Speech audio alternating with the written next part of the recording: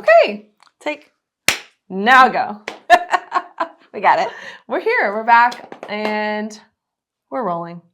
We're live. We're live and in concert. with the cocktails. So today, not a cocktail, but surprise at the end. You'll see it in a minute. A little different today. Okay, tell me about your weekend. Okay, my weekend was, we went with another couple, a friend couple, Jordan and I did, to Nashville for a long weekend. And it was so much fun. We've only been for a very brief time before, and they had to, it was basically a pass-through. Yeah. So we didn't really get to do any kind of experience much. Yeah.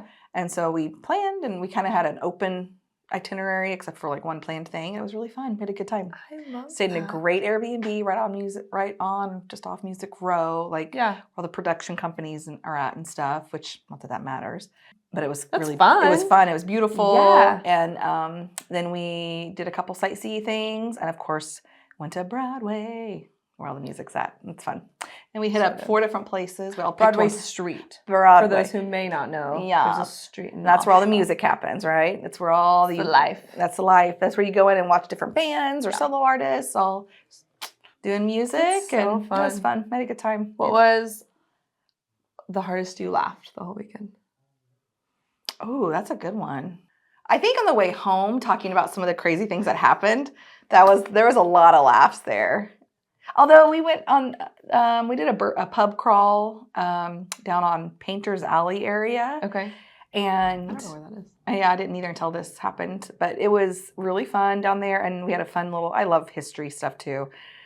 There was a couple shenanigans that happened. That was fun too. But yeah, we had a good time. I love it. Any shenanigans you can say? No. Whoa! What'd you say earlier today? What happens in Nashville stays in Nashville. Gosh. It's like a little bit like Vegas, just saying. We're all left wanting more. Oh, boy. Yeah, we had a good time. And we stopped along the way. We took our time getting there. We stopped in Paducah, Kentucky at a winery. Yeah. Which is Purple Toad. Anything I've ever had, it's got this Purple name. Toad. Like a frog. Yeah, but also toad. That's a toad, but purple Purple toes toes because you because smash of the the grapes. I love that. Yeah, it's pretty cute. They have a bajillion wines, most of which are toothache sweet. No thanks. Oh. But the ones that weren't were really good. Oh, I love that. Yeah, they were really good. That was fun. And beautiful scenery. It was fun. That's so good. We might have to do wine on here sometime. I would love that. You know what a cocktail I love with wine is just sangria. Ooh. It's one of my most favorite things. It is good. Especially homemade, you can do all fun different fruit and stuff in it. A friend last summer, I think it was last summer, she introduced me to a drink, which maybe everybody knows, but it was essentially just wine and Fresca. Oh, that's good. It was good. It's like a little spritzer. Yeah, it's great. It was awesome. It's good. How about you? What was your weekend like? Weekend was great. So I feel like it was actually not that eventful. I'm trying to honestly even remember. I worked kind of later on Friday night. Saturday, okay, so it was Mother's Day weekend, so Saturday morning, went out to breakfast with my mom, and we chatted. We were there for a couple hours. Oh, fun. Yeah, it was good. And then she bought me a gift for Mother's Day, which was so sweet. And then she took me and got a new plant, which I wish I could remember the name of it, but it was you would love this plant.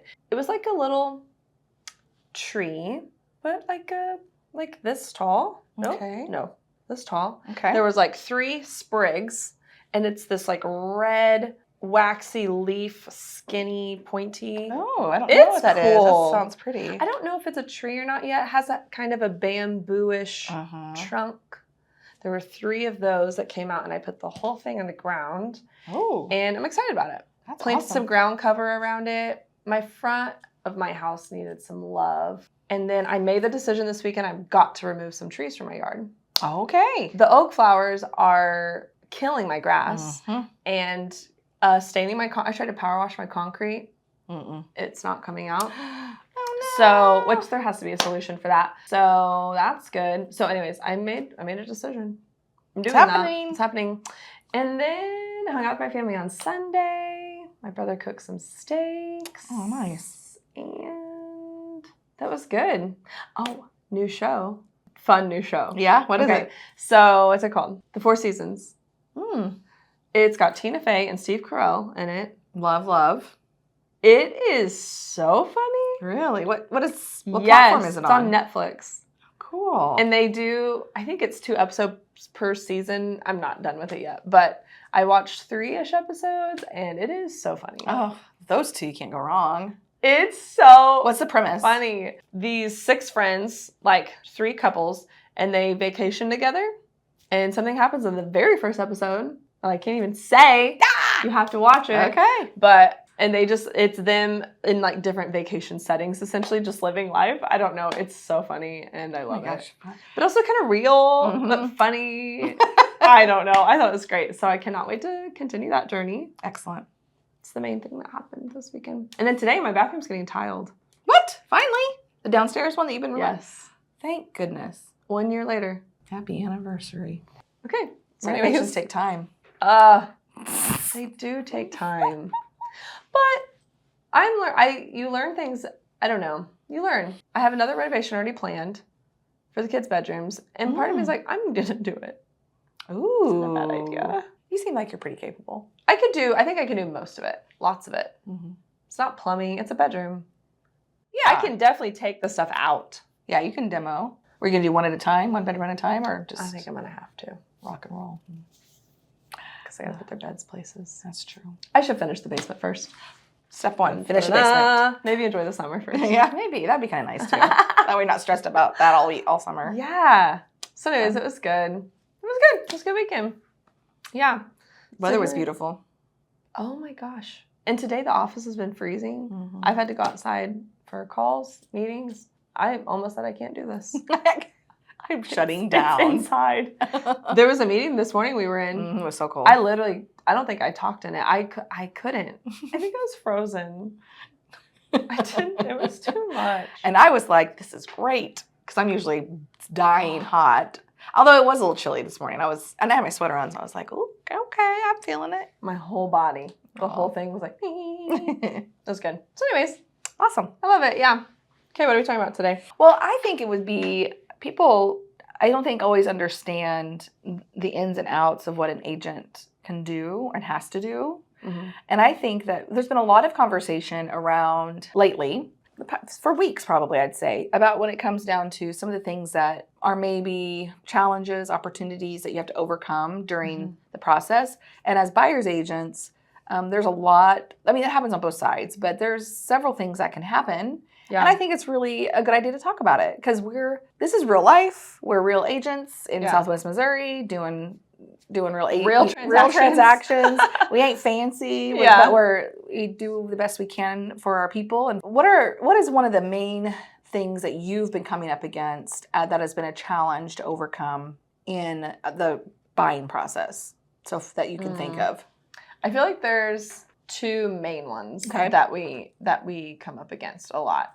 Inspections is usually that's like the first big hurdle in the transaction where we got to get worked through sometimes. Because there's always going to be something on an inspection. Every single report, even if it's a brand new house. Mm-hmm. Yeah. They're built by people. Mm-hmm. The houses are not perfect. Right. So, well, yes, some need more than others. Everything has something. So I think that's the first hurdle. And then does that tend to scare buyers away, or what is your? Because I feel like sometimes it can in a situation, but how can you work through that? So yes, so it can scare buyers away, and I know we see that all the time. You know, people just getting worried about what about this thing. Mm-hmm. I feel like it's an opportunity at that moment to educate. So a lot of people.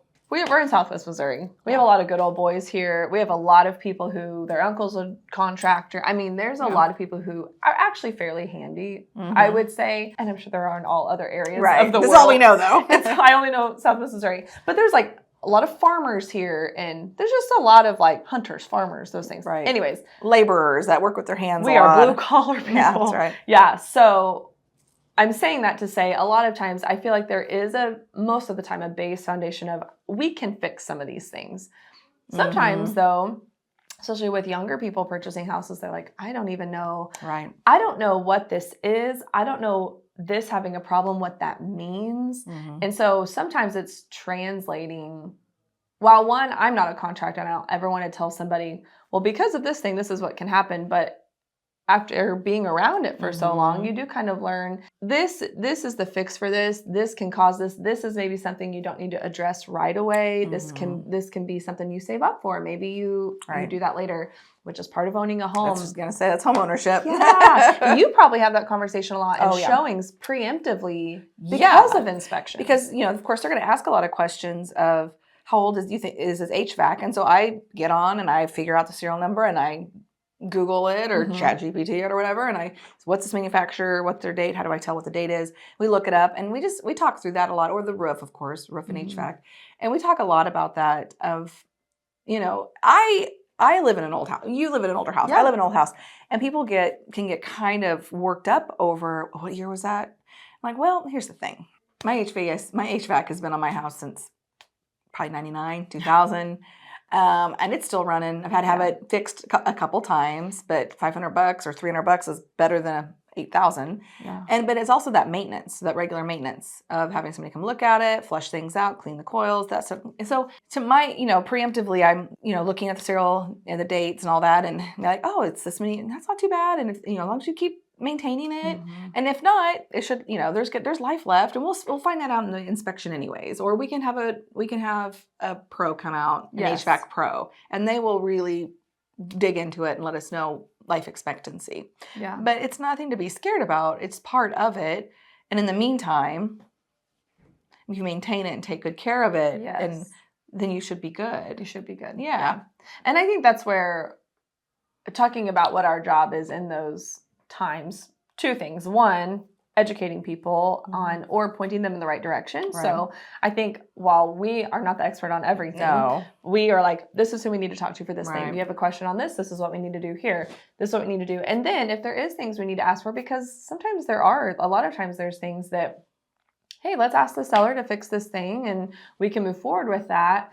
Our job is to help guide that conversation and be realistic in it, because while yes, would I love every buyer that we have to get $1 million on every, you know what I mean? Like, do everything you want. That would be awesome. I would love that. And what we're asking for has to match what we're asking for. Right. Do you know what I mean? And it needs to be realistic. And if we actually want the transaction to move forward, we have to work with the person on the other side. Right. Yes. And I think sometimes people forget that. Like, we want them to fix everything. They've made this mess. They can sleep in it, Well, maybe they didn't maintain this part very well. They've maintained this. So it's just really look at the positive too. Yes. And also helping everybody, trying to help our client come from the other angle and put themselves, if you were selling, how would you feel if you were asked to do these 45 things? Yes. That would probably be I don't think so. Right. Or maybe, maybe they are willing. We always are in a position, our position tends to be, and you can correct me if I'm wrong, is sure, we can ask. Yeah. We can ask for all these things. What's your top? What's your top 5? What's your top 3? Whatever. And so sometimes we can work through it before we even get the inspection notice sent over, but sometimes we ask for all 45 things. Yeah. And the seller. But another thing is it depends on, there's communication that happens between you, us, and the listing agent too. And which is vital. Because if we were just to send over a list of 45 things, a lot of times we would be met with it's an immediate no. Yeah. That's ridiculous. That seems crazy. Mm-hmm. And I do try to prep people for that, because and a lot of times my suggestion is if we actually want to move forward with purchasing this house, we need to probably get more realistic on what we actually want to be remedied here. And again, we're talking in generals. Every inspection report's different. Every house is different. Every person, seller, buyer situation is different. So, but typically long lists are going to be an immediate rejection. And that's where we can write it all down. But what are your tops? So then we can go so I can have a phone conversation with the listing agent. We're sending all this over. Let me know what they're looking at. Here's the top things. Let's problem solve through this. And sometimes it's even working with the other agent on, here's a resource for you to call to get pricing on this thing. You've done that a lot. It's just problem solving. Because the other thing I was going to bring up was appraisals, which is another sometimes, and that's a sometimes thing. Sometimes they're great and we have nothing to do with those that we have to work through. But when we talk about the value or the job of an agent in those things, to me, it's all problem solving. Mm-hmm. It's not just searching and finding a house. With technology today, I feel like a lot of times people see houses before we even do, Mm-hmm. because we're living in a bunch of people's price ranges while we're trying to search and go through every client we have. They're only living in theirs. Yep. So when they get on whatever search engine they want to, they're immediately, this is exactly my filters. Mm-hmm. We're not living in one person's search engine all the time. Mm-hmm. So a lot of times I think people find stuff before we do. Yeah, sure. We try to be, I mean, you're great about, you're in You there are too, every day yeah. preemptive. Yeah. But my point is, I don't necessarily feel like the value of an agent is always finding the actual house. That's true. I think our value comes in, let's walk through it. Let's talk through the value of this house. So while you found this thing you love, is the value matching other comparables to this so that we're in the range of what we think? And then if problems come up in the transaction, I feel like we have the solutions to work through those 99% of the time. Yeah. If people are willing to. Sure. Absolutely. No, that's good. I think it's good. I think that, and it's good to, we always prep when we're doing a consultation of, this is the things, these are the main points of, I kind of feel like they're like stop points. Yes. Or yield points, whatever, during a process, and appraisals, inspections, those are just they're kind of like, we have to stop here, we have to make decisions, and then we can move on, and then we have to stop here, let's see what happens, we'll see what the value is, then we can move on, and now we're coasting down to the close time. And I do think that it's good for people to, we try to prep them that things could come up, and they will, and don't be scared. Yeah. We're preparing you right now that will probably happen. Yeah. And it could be a list of things. It could be, and I feel like when we do that really well at the beginning, it tends to. Oh, it's smoother. Much smoother. Yeah. And reminding people what's next and the expectation for what's next. Because even if they've bought before, just a reminder, this is the next step in the process, and this is how it looks now. Now, today. Because sometimes it's different. Again, every transaction is different. Every house is different. Everything. So if we're making an offer on something and I feel like we're offering at the top of what a range would be, because you might be thinking, why would you do that? Just make a low offer. Well, sometimes we're on multiple offers. And if you really want this specific house, we have to make a strong offer. And we talk through that. So then I'm going to look at, I believe that my job as an agent is to, one, just educate people on, hey, for us to get this house, this is probably what we need to do. And if we do this thing, I want you to understand, we may be coming in at the top of where this value of this home is at. We might even be a little bit over on maybe what it's worth. If you're okay with that, I'm okay with that. I want to make sure you're aware of that. Because if we get to the appraisal and this house does not appraise for what we've offered, we need to be preemptively thinking, can we come up with a little bit of extra cash? Is the seller going to be willing to come down a little bit? Can we forgo some things on inspections to make up for, so we're not asking as much from the seller and they can then come down on price? So all of those things are always living in my brain. And every time we're negotiating something, writing an offer, I am always running the value on, especially multiple offers, which get so tricky because they want the house. They want this thing, but I don't overpay for it. Well, sure. Yeah. Nobody does. Sure. So I want to protect their finances, get them the house, and make sure they're good with whatever they end up deciding to do with it, which sometimes means walking away and sometimes mean paying top dollar.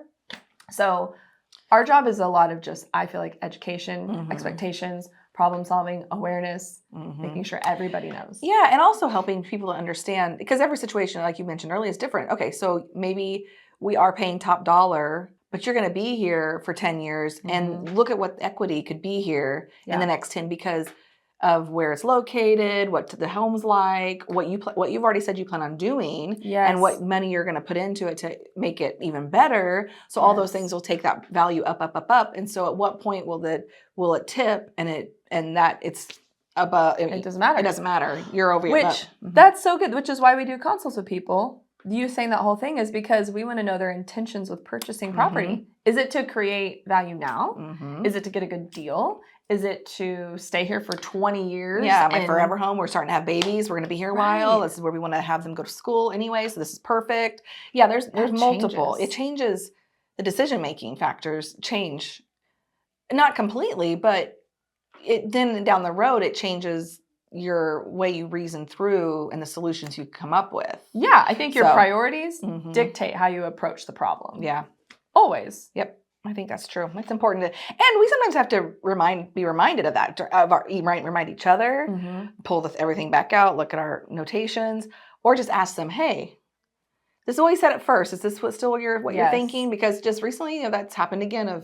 We were looking at what should have been a price range, I think, a forever home type or a very long extended living space, but because it wasn't coming together and maybe it was just not feeling like the right time, and let's save a little more money or whatever the situation was, let's pull back and let's find something smaller. Yes. We'll just live in that until we find exactly our forever home. Yeah. And in the meantime, we could save, we'll save the money. We'll be here and we either sell it and use that down the road or we just keep it. It'll be our first rental property. Right. Yeah. Or whatever. And that happens all the time. People are, I can think of a handful of clients that we have right now that have recently kind of changed their approach to purchasing, whether it be we're not looking for forever anymore, or we are looking for forever now, or hey, we just decided we need to save more. Yeah, we're going to pull back and stay where we're at for a little longer. Yes. So which is great because and I love it when buyers are not only, because sometimes you're wondering, like, I feel like something's changed, but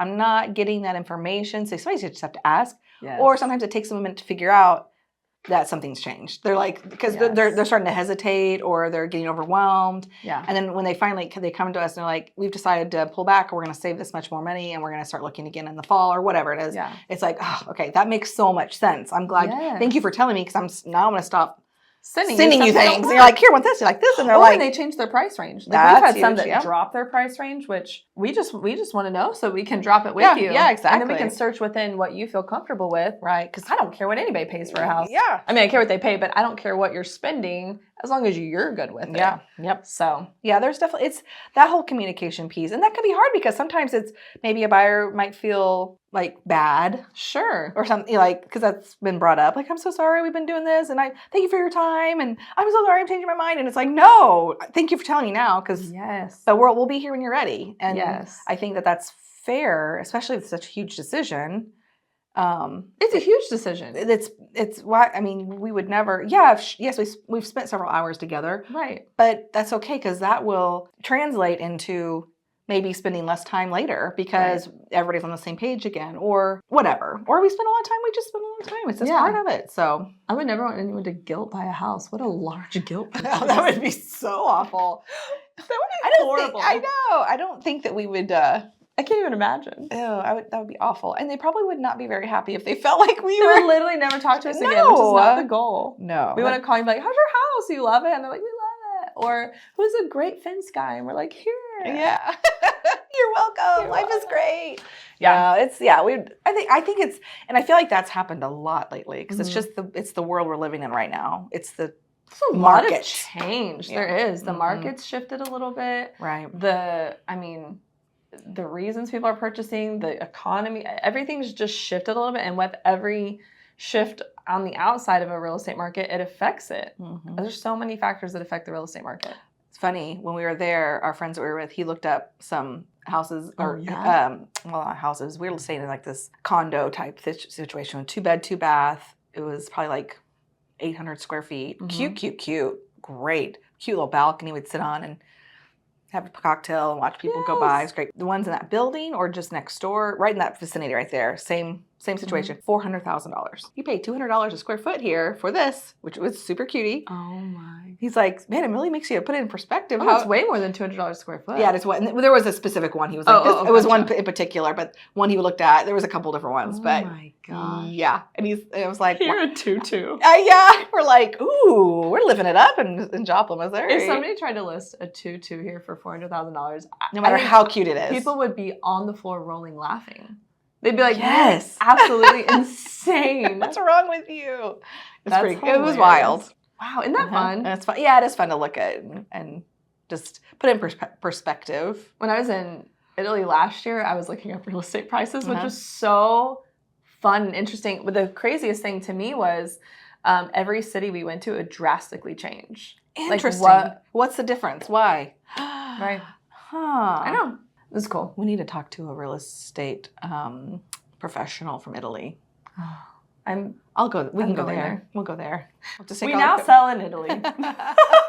International. So if you need a showing, just call. We'll fly over. Can you imagine? That'd be hilarious. Every showing. I'll be back. Another long weekend.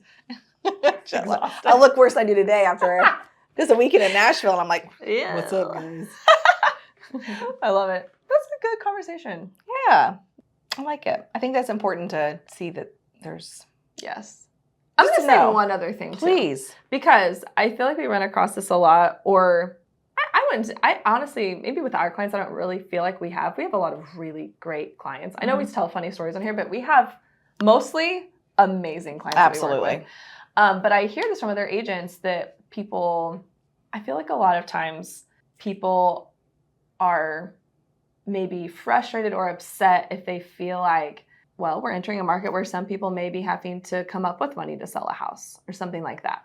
I think what I want to remind people is that our job isn't to really tell you what you want to hear or try to be like, if you were to come to me and say, I want to list my house at this, so after I pay you this, then I'm going to get this. I want whatever you tell me, I want that to happen for you. But also my job is to be realistic with you and to say, I would love to do that. And that's not going to happen. So for me to spend the time, energy, resources, your time and energy getting your house put together, pictures, all the things, to list this house at an unrealistic price that doesn't make sense, all I've done at the end of the day is a disservice to you. Yeah, it's true. I've not been honest with you about really where the market is. I've led you down a path that's not going to be fruitful. That's probably going to be mostly frustrating for you at the end because you're going to get low ball offers compared to what we listed for. Or what we could have done is be realistic about the price if you actually need to sell your home and do that, because that's our job, is to be realistic with people and interpret the market data so that they can make educated financial decisions. Do you want to sell your house now because this is actually where the value is? Or do we want to hold out for a little bit?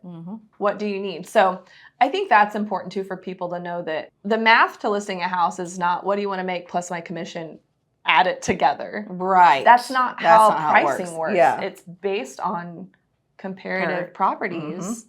Ones that have already sold or are. Right. Yeah. And what people are willing to pay for those. And how do we know that? By looking at data on what people have actually paid for properties that are like this. And so anyways, I don't know. I just think that's a good reminder because It is. we run into that sometimes. Yes, we do. On the buying side, we don't a lot. We run into on the opposite side, like, Right.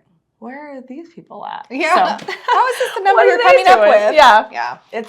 Yeah. That's definitely can be a frustrating situation because you want to, like you said earlier, I want to do what you want me to, what you want. Yes. I see where I understand that that's the money you want, but I remember when I said this to a client, and I think what you and I talked about it too, is I worked in title and escrow for 13 years, and I remember the days when we had the crash, and sellers were having to write a check for closing because they needed it gone, or else they were going to lose it anyways, or just different. Everybody's situation. Which is called a short sale. There's a name for there's that. There's a short sale, or whatever. There's multiple things. There's multiple things, but yeah, and so I remember them writing, a check for the commission because they got just enough to pay off a loan, to pay off a mortgage, but then they had to go get a signature loan or go borrow money from grandpa to pay for pay for their closing fees and all the services that go into selling a house. Yes, so there's and that happened a lot actually. It was always hard, and it can stop a closing from happening if a seller can't come up with that. But again, if we're doing the math up front and doing that extra mile there of just laying it all out, they should be aware of that. They should be aware. They should be planning for that as soon before it even gets on the market. Yeah, they need to start planning for that and having a resource and having it ready, even going to get pre-approved and do this, do that, whatever. There's ways to do it, and a lot of agents, are as solution makers, solvers, problem solvers. They can know options up front. Yes, and give some solutions up front. And if we can't run into this because we're real tight on budget, this is the thing we can do. Because what happens is it starts turning into this hacking situation of trying to figure out how to, get rid of all these things, and instead of preparing it, because sometimes you have to bring money in to sell. Unfortunately, it happens. And if you're looking to hire an agent, you need to hire somebody who's not just going to tell you what you want to hear, who's Yeah. actually just going to be honest with you. Because Yeah. at the end of the day, wouldn't you rather somebody just be honest with you Right. and tell you what's actually happening than just tell you what you want to hear and then all of that's wrong? Exactly. And I mean, that actually happens. happens, and it is so frustrating on the client end. Like we've run into that on they just told us this thing, and it doesn't happen a lot, but there's a lot of great agents. But you want somebody who's going to be honest with you, walk you through the hard parts of a transaction, and get you to the end with expectations set correctly. Absolutely. It just makes for a better, even though it's hard to have those hard conversations, it makes for such a better experience. And it also helps people understand the value of hiring an agent because, there's always jokes and stuff, or people have bad opinions of real estate agents, and like, oh, I don't need that. That's blah blah blah. Whatever. I'm not going to go through them, but people will. We can help flip the script and show our value, and I think that means a lot. Yeah, not just for us, but for our whole community, our whole real estate world. Yeah, so it's important. I love it. That's a good conversation. And these are conversations that we have a lot as a team or with other agents. All the time. All the time. And so I think it would be really fun to bring some of these in along the way, because I think that it is really, as a lay person, somebody who, I don't understand. Yeah. I think it's good for people to hear the back side of this. Why would I hire someone to put a sign in my yard? Or yes, exactly. Why would I hire somebody to help me find my home when I can just look on Zillow.com or whatever? There's so much more. Yeah, there's so much more to it. But yeah, so we don't have a cocktail. We don't, because I had literally had no time to think about it. I need you to reach down and grab your pantalones. Excuse me. Where's your pantalones, Reagan? Right here. Where? No pantalones. She brought 2 pairs of pantalones. Dun da da da. Dun da da. Okay, so I love Matthew McConaughey. Matt, if you listen Matt! to this. Hashtag Matt. All right. That's right. Green light, baby. Nothing but green lights. Times has he heard that? Oh my gosh, can you imagine? He says he loves it still. I've heard him say, no, I love it. Okay. I hope he hears us. So we love tequila. And about a year ago, I was trying to find this in like Northwest Arkansas and Joplin area, and I couldn't find it. And I asked people like, hey, can you order it? And they're like, I don't know. What is it? So I said, forget it. I'm not looking for it anymore. But then we were looking for bourbon in Kentucky and in Tennessee, because sometimes you can find some good deals. Like that. Anyway, and I came across it and I was like, that's it. I'm getting both of them. So I got the Blanco. This is my favorite tequila brands. I'm so excited. I've been wanting to try it. So we're going to try it. We're going to sip a sip. Sip a sip. And this is the añejo. Is that how we say it? Yeah, because it's añejo. Añejo. I always said añejo, but that's wrong. Añejo. There's a little añejo. Yeah. Also, I just want to throw out Mr. and Mrs. McConaughey. I do have a collab that I'd love to pitch to you. I'm not going to do it on the podcast, you know what I'm saying? I got to keep that on the but I got some cool plans, you just reach out to your homegirl. That's okay, right. So let's run through. I think we should try this one first. Okay, sounds good. Okay. All right, I'll get it. You want a cube of ice in yours? I do. Okay, me too. When I'm just going to drink straight up anything, I need it to be chilled. Otherwise, yeah, and I've drink a lot of stuff straight. I've shaken to chill mine, but sometimes you just don't want to take the time. Yeah. You just want to put a cube in it. Actually, I'm going to try it without my cube first. Oh, I love that. Just a little sip, just a little taste. Just that is good. Okay. Oh. I kind of like what you're doing. Hey, you need to hold your ice too. Here. I don't know how to hold my ice. Here, I'll just grab my ice. I'm going to drink my water. I washed my hands a minute ago. Okay, just a little baby. Ooh. Hey, we're going to wear it. Pour it on my pants. I have T-ball tonight. T-ball? Brooke says T-ball. Oh, that's right. I don't know why I'm blowing on it, but. Oh. Yummo. That'll get you. Yes, ma'am. It's good, though. It's a smooth tequila. It is. Okay. I'm actually just going to chill the rest of what I poured. So I'm wearing it. Do you need more? Are you good? There's a little. Just a boop. Yeah, that's good. Okay, Blanco tequila. There is some things that I prefer Blanco tequila for. Oh, that's so good. Yeah. But I have to say reposado or Añejo. are probably my favorite. They're just a little more deep. They feel deeper to me. Yeah, there's more layered profile. It's just a girth. Okay. What are we talking about? Tequila. Are you ready? Oh, yeah. I'm going to do it. Oh, wait. No, it melted. Okay. The water. That's That's a lot. Sorry, I don't mean to. And it's organic. Yes, it is. Which have been, we talk about health on here for sure. So we're always looking for cleany things. Yeah. But in a lot of just different alcohols and things, there's additives and wine. I mean, yeah. in every tequila, there's a lot of additives. So, ooh, the flavor profile is caramely. Yeah, I think that's why I like it. I love caramel. Me too. I love caramel since I was Forever. a fetus. I came out asking for caramel. Caramel, mama. So, I don't know what you're gonna do. I don't either. It seems weird. I know. I backed off quick. Let's talk about the girth of the tequila. That's not weird.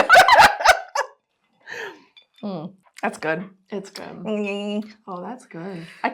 My ice melted a little bit, and I kind of like it with mixed with water a little bit. Well, I sometimes with my whiskey, I don't mind just a little of water in it. It opens it up. Is what they say. I love it. My tequila's blooming. Guys, tequila, Pantalones. That's our review. We liked it. Yes. Our review is yes. Yes, 100% yes. I'm glad we agree. Well, to the girth of tequila. Okay.